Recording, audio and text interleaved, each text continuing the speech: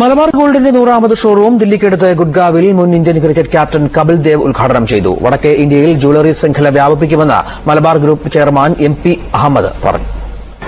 മലബാർ ഗോൾഡിന്റെ 20ാം വാർഷികത്തോടനുബന്ധിച്ച് ഉത്തരേന്ത്യയിലെ രണ്ടാമത്തെ ഷോറൂമാണ് ഗുഡ്ഗാവിലെ ഗോൾഡ് സൂക്കിൽ മുൻ Indian cricket team captain Kapil Dev ഉദ്ഘാടനം ചെയ്തത്.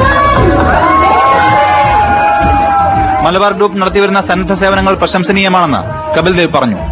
This company made their brand so good. I like to wish everybody all the best, and I hope the 200th store when you're going to open, I should be there too.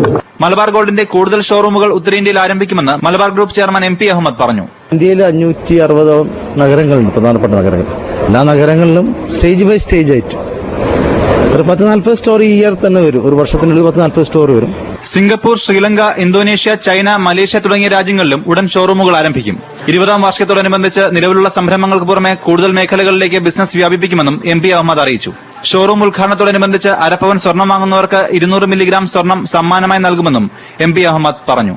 Asianet news, Delhi. ഇടവേള.